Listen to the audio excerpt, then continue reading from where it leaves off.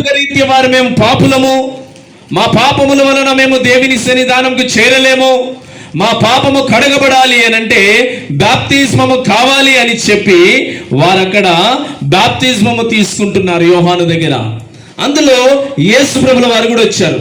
మరి యేసు ప్రభుల వారు వచ్చినప్పుడు ఆయనకు చిన్నప్పుడు సున్నతి కార్యక్రమం కూడా జరిగింది. కానీ ఆయనకు సున్నతి కార్యక్రమాన్ని మించిందే నిండు బాప్తిస్మం. చెప్పండి, నిండు బాప్తిస్మం మనుషులందరికీ అవసరం అని చెప్పండి. నిండు బాప్తిస్మం అంటే ఏంటండి? తండ్రి కుమార పరిశుద్ధాత్మ త్రియేక దేవుని నామము పేరిట నువ్వు నీట ముంచబడాలి. అందుకే ఆయన దేవుని లేఖనం సెలవిస్తుంది, ఒకడు నీటి మూలముగానో ఆత్మ మూలముగానో జన్మిస్తేనే తప్ప వాడు పరలోక రాజ్యము చేరాడు. అక్కడున్న ప్రజలు అంటున్నారయ్యా, ముసలివాడైన ఈయన మరలా ఎలా జన్మించగలడు, మళ్ళీ తల్లి గర్భంలోకి ఎలా వెళ్ళగలడు అని చెప్పి ఒక లాజిక్ పాయింట్ అడిగాడండి. అప్పుడు యేసయ్య అనంటే నీటి మూలముగా అంటే నీటి ద్వారా ఆయన కడగబడాలి. ప్రతి వ్యక్తికి ఉన్నటువంటి జన్మ పాపము మరి ఇతర పాపములను అతడు తెలుసుకునేటువంటి వయస్సు రావాలి. అంతేనండి. చిన్నప్పుడు తెలియని పిల్లలను కూడా ఏం చేస్తుంటామో బాప్తిజం ఇస్తుంటాం. కానీ ఒక వయసు వచ్చినాక వారికి నిండు బాప్తిజం అనేది అవసరం. ఎందుకండి? అతను తెలుసుకున్నాడు ఏమని అంటే, నా పాపములు, నా జన్మ పాపము, నా ఇతర పాపముల వలన నేను దేవుని రాజ్యము పోలేను. నా పాపములు కడగబడాలి అంటే నేను యేసుక్రీస్తు రక్తములో కడగబడాలి. యేసుక్రీస్తు రక్తమును బట్టి తండ్రి కుమార పరిశుద్ధాత్మ త్రియేక దేవుని నామం పేరిట నేను నీట బాప్తిజం పొందాలి అని చెప్పేసి అక్కడున్న ప్రజలందరికీ బోధించినప్పుడు వారందరూ ఏం చేశారంట, వెళ్ళి బాప్తిజం ఇచ్చే యోహాను దగ్గరికి వెళ్ళి బాప్తిజం తీసుకుంటున్నారు. హల్లెలూయా. అప్పుడు యేసయ్య కూడా బాప్తిజం తీసుకున్నాడు. హల్లెలూయా. ఆ తర్వాత ఏం చేస్తున్నారండి, ఇక్కడ 4వ అధ్యాయం 1వ వచనములో యోహాను కంటే యేసు మరి ఎక్కువ మందిని శిష్యులుగా చేసుకుని వారికి బాప్తిజం ఇచ్చుతున్న సంగతి పరిసయ్యులు విన్నారండి. హల్లెలూయా. ఈ పరిసయ్యులు ఎవరు అంటే బాప్తిజాలను ఒప్పుకోరు. ఇదిగో మా ధర్మం పాడైపోతుంది, మా పద్ధతి పాడైపోతుంది, మా దగ్గరికి వచ్చే జనం తగ్గిపోతారు అని చెప్పి వీరిని ఆపేసేటువంటి ప్రజలండి వీరు. హల్లెలూయా. అయితే వారు ఆయన ప్రజలు వింటున్నారు, పరిసయ్యులు వింటున్నారు. అది ప్రభువుకు తెలిసినప్పుడు ఆయన యూదయ దేశమును విడిచి గలిలే దేశానికి వెళ్ళాడండి. చూడండి, మనుషుల ద్వారా కొంతమంది మనుషులు ఎలా ఉంటారు తెలుసండి, ఆటంకాల పరిచే వాళ్ళు. ఏంటండి? ఆటంకపరుస్తారు, ఇబ్బందులు పెడుతుంటారు.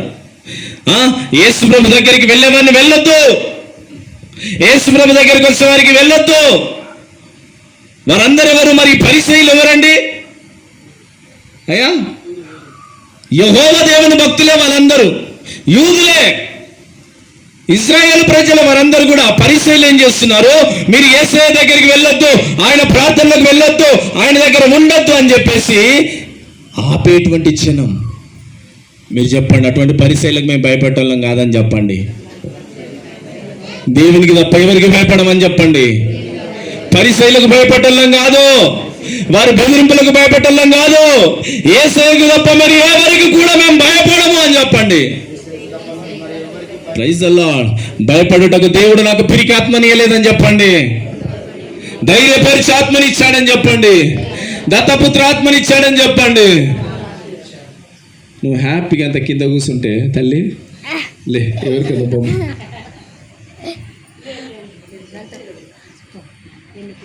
హల్లెలూయా. ఎంతమందిలో ఇక్కడ పిరికి ఆత్మ ఉంది చెప్పండి? లేదన్న ఒకసారి స్తోత్రం చెప్దాం. నేను దేవునికి తప్ప, దేవుని వాక్యానికి తప్ప, దైవ సంబంధమైన దైవ సేవకులకు తప్ప ఇక ఎవరికి భయపడా, మంచికే భయపడతా, చెడుకు భయపడా అనేటోళ్ళు ఉంటే స్తోత్రం చెప్పండి. నేను 2 దిక్కులు ఉంటానని అంటలు కూడా స్తోత్రం చెప్పొచ్చు. అగ్గో, ప్రైజ్ ది లార్డ్. ఇక్కడ యేసు ప్రభుల వారు దేవుని పనిని బాప్తిస్మాలు పొందుతున్నారన్న విషయం పరిశీలన తెలిసింది. ఆ విషయం తెలుసుకున్నటువంటి యేసుప్రభు అక్కడి నుంచి ఏం చేశాడంట, ఆ దేశమును, యూదయ దేశమును విడిచిపెట్టి గలిలయ దేశానికి వెళ్ళాడు. అయితే అక్కడ యేసు బాప్తిజం ఇవ్వలేడు కానీ యేసుప్రభు శిష్యులు బాప్తిజం ఇస్తున్నారట. 12 మంది. యేసయ్య ఒకడే ఇవ్వాలంటే ఎంతమంది అండి కదా? 12 మంది శిష్యులు ఏం చేస్తున్నారంట, ఎవరెవరైతే రక్షణ పొందుకున్నారు, ఎవరెవరైతే మారు మనసు పొందుకున్నారు, వారందరూ కూడా ఏం చేస్తున్నారంటండి, ఏం తీసుకుంటున్నారట? ఏం బాప్తిజం అది? నిండు బాప్తిజం. అందుకే యేసుప్రభు అన్నాడు, ఒక నీటి మూలముగాను జన్మించాలి. ఏం చేయాలి? దేని మూలంగా జన్మించాలి? నీటి మూలంగా జన్మించాలి. రెండవది ఆత్మ.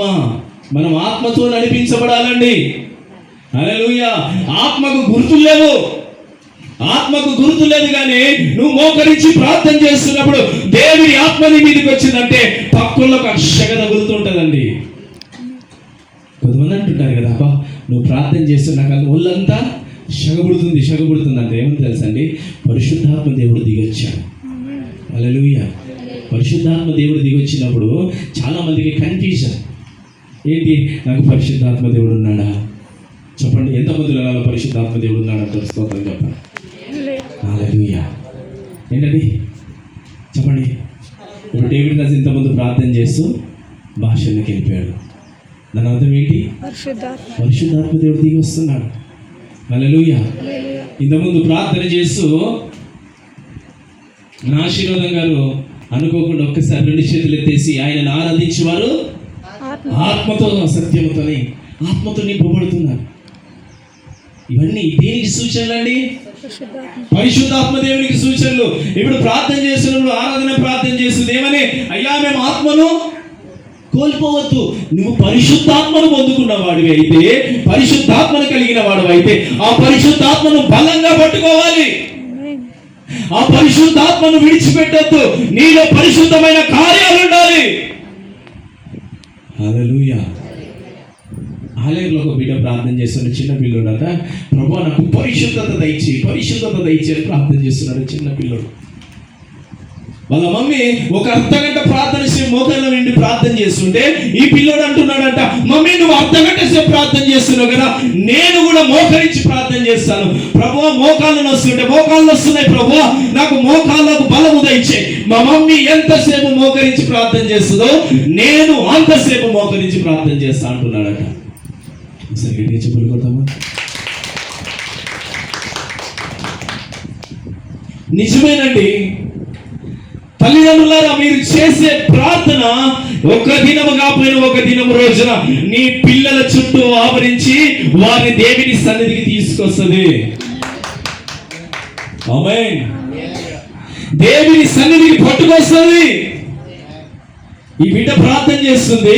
ఈ బిడ్డ ప్రార్థన చేస్తున్నప్పుడు ఏకీభవించే వాళ్ళు కావాలి.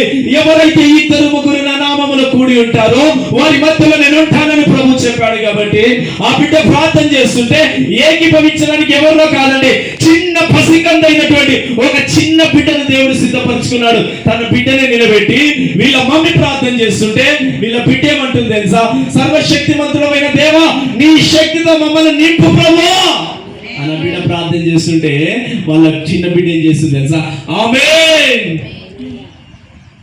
హల్లెలూయా. ఇది ఒక పరిశుద్ధాత్మ కార్యం అండి. హల్లెలూయా.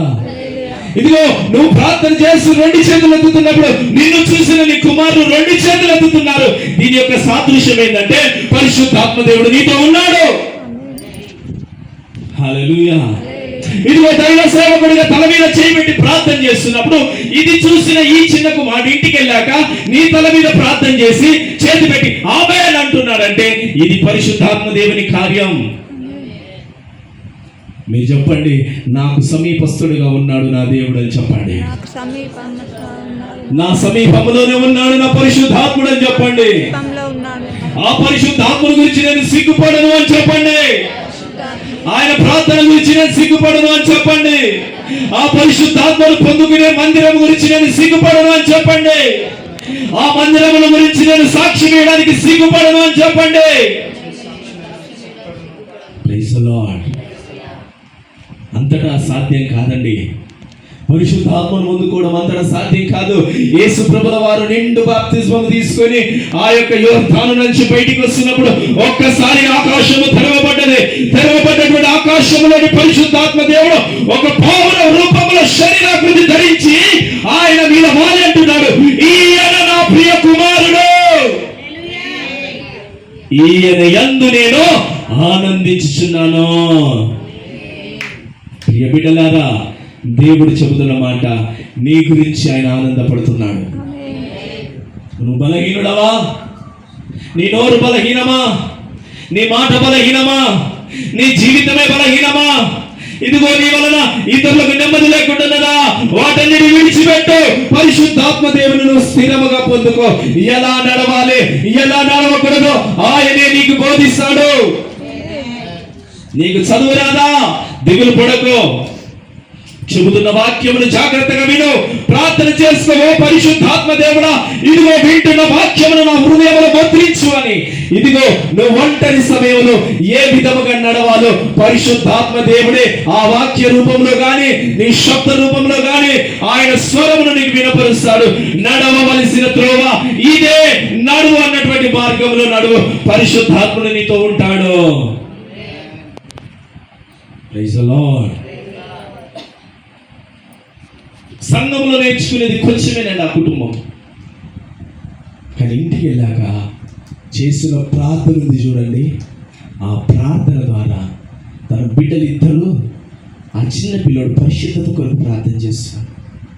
టైం లేట్ అయితే మమ్మీ, టైం లేట్ అవుతుంది మమ్మీ, డాడీ టైం లేట్ అవుతుంది డాడీ. ఈ కాలంలో తల్లిదండ్రులారా పిల్లల విషయంలో జాగ్రత్త పడాలి.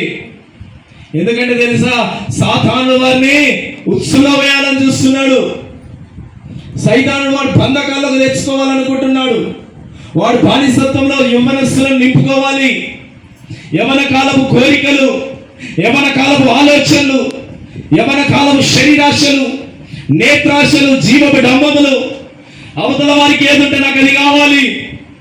మరి ఇంటి పరిస్థితిని చూసే విధంగా లేదు. ఇటువంటి లోకపరమైనటువంటి మత్తులో ఉన్నటువంటి నీ బిడ్డల్ని నీవు బయటికి తీసుకురావాలంటే నీ ప్రార్థన కూడా ఎంతైనా అవసరం. కన్నీరు గార్చాలండి.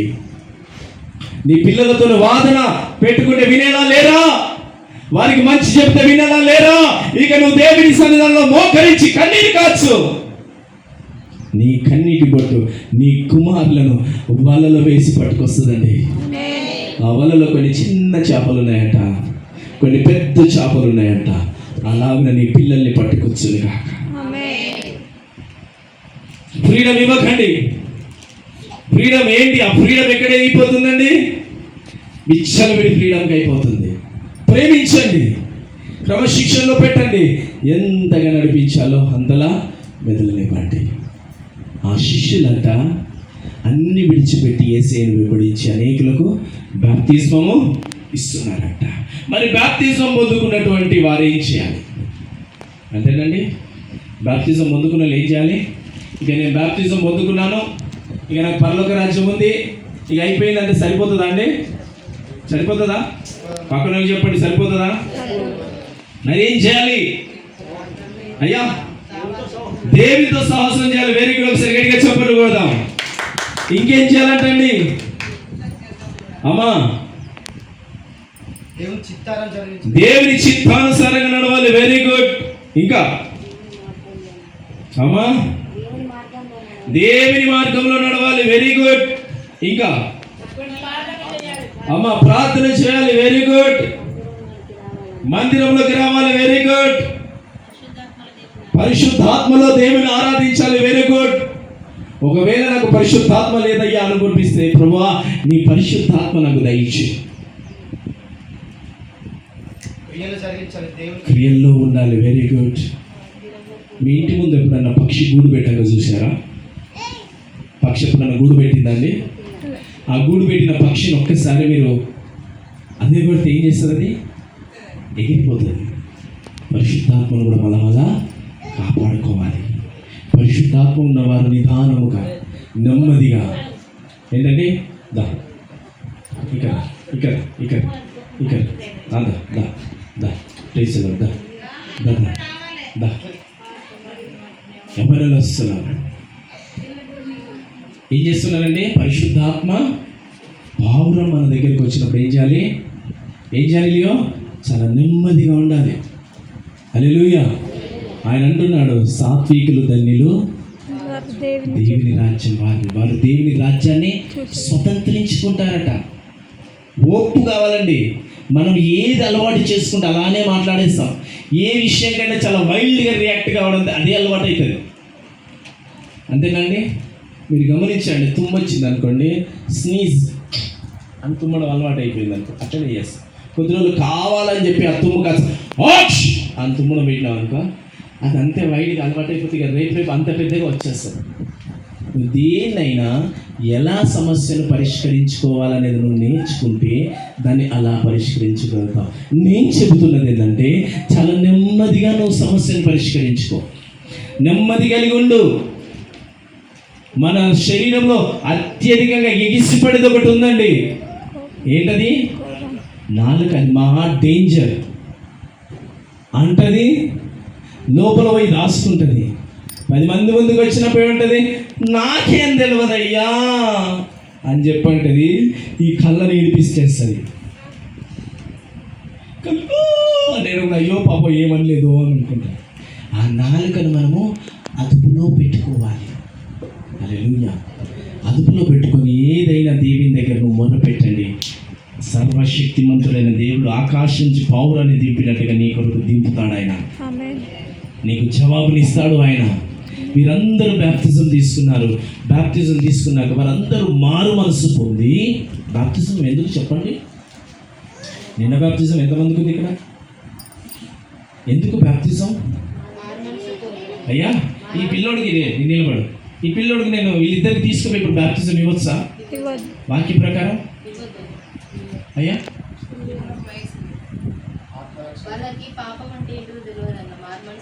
పాపం చేసినావా? ఏ పాపం చెప్పు. పాపం అంటే ఏందో తెలుసా నీకు? పాపం అంటే ఏందో తెలుసా?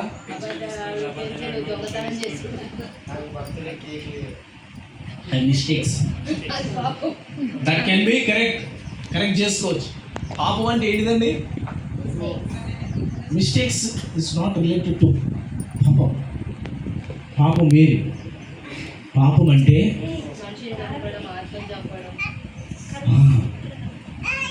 ఒక వయసు వచ్చాక ఈ పిల్లోడు ఎవరన్నా కొట్టేశారండి, సత్ప్రవర్తన కింద ఏం చేస్తాం? జైల్లో తీసుకుపోయి పెడతాం. కానీ అన్ని ఖైదీలాగా పెట్టాం. కానీ ఒక వయసు వచ్చినాక పాపం అంటే ఏందో తెలుసు. మీరు చెప్పండి, అసలు పాపం అంటే ఏంటి? తెలుసా?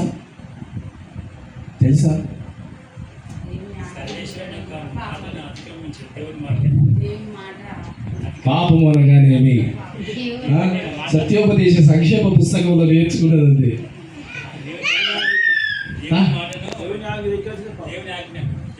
ఆజ్ఞ అతిక్రమమే పాపం. ఏం ఆజ్ఞ? దేవుడు ఏవైతే ఆజ్ఞలు ఇచ్చాడో వాటిని అతిక్రమించడం పాపం. ఈజీగా చెప్పాలండి. ఇంకోటి, ఏది పాపం అంటే ఏది చెయ్యాలో అది చేయకపోవడం పాపం. ఏదైతే చెయ్యొద్దో అది చేయడం పాపం. లియో చెప్పు. ఏదైతే చెయ్యాల్సింది చెయ్యకపోవడం పాపం. చెప్పు. చెయ్యాల్సింది చెయ్యకూడదు చెయ్యడమే పాపం. అదే ఆజ్ఞాతిక్రమం. ఈ ఆజ్ఞాతిక్రమము ఈ దినం రోజున నువ్వు పాపివి, నీలో పాపం ఉంది అని చెప్పేసి నేను తీసుకుపోయి బ్యాప్టిజం ఇచ్చానంటే చల్లుతుందండి. కానీ ఎప్పుడైతే ఈ పిల్లోడు ఇంక ఎన్ని సంవత్సరాలు 9 years, ఇంకొక 10 సంవత్సరాల తర్వాత అంతా తెలిసి వస్తుందండి. అప్పుడు ఏదైతుందో నిజమే, నాకు మారు మనస్సు, నా పాప క్షమాపణ నిమిత్తం యేసయ్య సిలువలో బలియాగము చెందాడని అప్పుడు తీసుకున్నదే నిండు నిజమైన బాప్తిజం. అప్పుడు వాళ్ళందరూ కూడా మారు మనసు నిమిత్తము, పాపక్షమాపణ నిమిత్తము ఎవరి నామములో? యేసుక్రీస్తు నామములో బాప్తిజము పొందారు. పొందిన వారందరూ ఏం చేస్తున్నారట? ఒక్కసారి మనం ఇక్కడ కింద చదువుదాం. అపోస్తల కార్యములు 2వ అధ్యాయము 41 నుండి చదువుదాం. ఇంకను అనేక విధములైన మాటలతో సాక్ష్యం ఇచ్చి మీరు మూర్ఖులకు ఈ తరము వారికి వేరై రక్షణ పొందుడని వారిని హెచ్చరించెను. కాబట్టి అతని వాక్యమును అంగీకరించిన వారు వాక్యమును అంగీకరించాలండి. ఆ ఆజ్ఞ అతిక్రమం పాపం మనలోంచి పోవాలంటే మనం ఏం చేయాలంట? మీరందరూ ఇప్పుడు చెప్పిన మాట సత్యమే. ఏం అంగీకరించాలి? దేవుని వాక్యాన్ని అంగీకరించాలి. వారందరూ దేవుని వాక్యాన్ని అంగీకరించారు. అంగీకరించి వారు బాప్తిస్మము పొందారు. ఆ దినమందు దాదాపు 3000 మంది బాప్తిజం పొందారట. ఒకసారి చెప్పండి కొడతామా?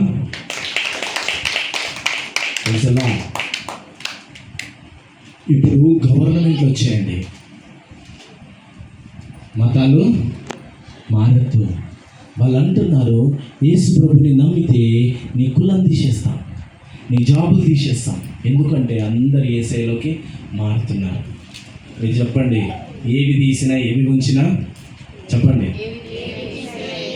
ఒక దినం రోజున అన్నీ మాకు అనుకూలంగా మార్చగలిగిన దేవుడు మాకు తోడుగా ఉన్నాడు. ఆమేన్. అలా ధైర్యంతో వాళ్ళు ఏం చేస్తున్నారంట, ఇక వారు బాప్తిజం తీసుకున్న వాళ్ళందరూ కూడా అపోస్తలుల బోధలో ఉన్నారంట. ఎందుకంటే ఇక్కడ మీకు ప్రతి వారం నేను ఎందుకు వస్తున్నానండి?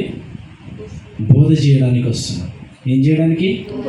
బోధ అవసరం. బోధ లేకపోతే అజ్ఞానులుగా మిగిలిపోతాం. వాక్యము లేకపోతే, వాక్యం ఉన్నదే సంఘం. వాక్యం లేని సంఘంలో దేవుడు ఉన్నాడు.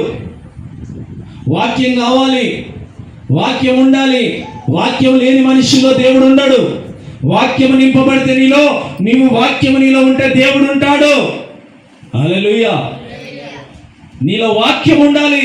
ఆ వాక్యం ఎలా అంటే నువ్వు వ్యక్తిగతంగా చదువుకుంటూనే ఉండాలి. రెండవది, బోధలో నుంచి కూడా నువ్వు వాక్యం పొందాలి. బోధ అవసరం అని చెప్పండి. మా పాస్టర్ గారు మాకు బోధ చేయడానికి వస్తుంటాడు. వాక్యాన్ని బోధిస్తాడు, దేవుని మాటలు బోధిస్తాడు. కొంతమంది అంటారు, అయ్యా దేవుడు లేడా, మరి మీకు తెలవదా అంటే, తెలిసిన దేవుని గురించిన బోధ నీకేం తెలుసు? అది కదా కావాల్సింది. బోధ అవసరం అని చెప్పండి. కాబట్టి ఈ బోధన వీళ్ళందరూ ఏం చేస్తున్నారంట? అపోస్తలుల బోధలో ఉన్నారంట. ఇప్పుడు చెప్పండి, నేను రావడం దేవుని చిత్తంలో ఉందా లేదా? ఈ ఊరికి రావడం దేవుని చిత్తమా కాదా? దేవుని వాక్యాన్ని బోధించడానికి వచ్చినారు. మీరు ఏం చేస్తున్నారు? వింటున్నారు. కాబట్టి బోధ జరుగుతుంది. తర్వాత ఏంటంట? సహవాసం. ఇదంతా కూడా ఏంటిదండి? ఒక నూతన యెరూషలేము బోధన. మరి బేతేలు సహవాసంగా మీరు ఏం చేస్తున్నారు? ప్రార్థనలో ఉంటున్నారు. కాబట్టి వారందరూ సహవాసమందు ఇంకేం చేయాలి? ఈ దినం ఏం జరగబోతుంది? ఏం జరగబోతుందండి? రొట్టెలు విరిచాలి. నువ్వు రొట్టె విరిచడం అంటే ప్రభు భోజన కార్యక్రమంలో పాల్గొనాలి. ఈ ప్రభోజన కార్యక్రమం అందరికీ తెలుసా? ఇప్పుడు నేను ఇది తీసుకొని అందరికి ఇస్తున్నాను. ద్రాక్ష రసం రొట్టె ఇస్తున్నాను అందరికి. చిన్న పిల్లలు కూడా నేను ఇచ్చేస్తాను. దాని విలువ వాళ్ళకి ఏం తెలుసు అండి? ఇప్పుడు ఇక్కడ ఇస్తుంటే పిల్లలు చూస్తారు, మమ్మీకి బ్రెడ్ వచ్చేసింది, నాకు కొంచెం ఇస్తుందంటే పాప మమ్మీ ఇయ్యదు, తినేస్తుంది. ఇంటికి పోయినాక నువ్వే తిన్నావు, నాకు ఇచ్చినవా అంటాను. అయినా కూడా వాళ్ళకి ఏం చెప్పాలి తెలుసా? బిడ్డ, ఇది నీకు కావాలంటే నేను బయట కొనిస్తా, కానీ ఇది ఏంటిదంటే కేవలము బాప్తిజం తీసుకున్న వారికి మాత్రమే. ఇది యేసు రక్తముగా, యేసు శరీరముగా స్వీకరించడము. ఇదిగో ఈ మారు మనసు పశ్చాత్తాపం నొందాక, బాప్తిజం పొందుకున్నాక నీకు కూడా వస్తుంది. అప్పటి వరకు నువ్వు ఎదురు చూడు ఆ సహవాసంలో పొందుకోవడానికి. బయట వెళ్తే వస్తుందంటే 10 రూపాయల బ్రెడ్ వచ్చేస్తుంది. కానీ ఆ బ్రెడ్ ఈ బ్రెడ్ ఇప్పుడు వేరుగా మార్చబడుతుంది. అందుకే రొట్టె విరిచిన ఎందును ప్రార్థన చేయడం ఎందును ఎడతెగక ఉండిరి. ఇదండి బాప్తిజం తీసుకున్న వారు ఏం చేయాలి? ఆగిపోయేది కాదు. నెల రావాలి, ప్రపోజన్ తీసుకోవాలి. కొద్ది రోజులు మీకు ఆపాను. ఎందుకు? మారు మనసు రావాలి, ఇంకా మారు మనసు రావాలి. మారు మనసు వచ్చాక, అయ్యా మాకు బాప్తిజంగా, మాకు రొట్టె విరిచడం కావాలి, ప్రపోజనం కావాలని వారి బిడ్డలు అడిగినాక మళ్ళీ ఇవ్వడం మొదలు పెడుతున్నాను. Praise the lord. కాబట్టి మీరేం చేయాలండి? ప్రభు భోజన కార్యక్రమంలో మనము పాపము క్షమించమని దేవుని అడిగి పశ్చాత్తాపంతో మనం ఏం చేయాలి? నిండు మనసుతో ప్రబోధన తీసుకోవాలి. అందరూ కూడా మోకరిస్తాం, ప్రార్థన చేస్తాం. ఈ సమయంలో ప్రార్థన చేసుకొని పరిశుద్ధాత్మ దేవి నామం బట్టి, జీవాధిపతి అయిన దేవి నామాన్ని బట్టి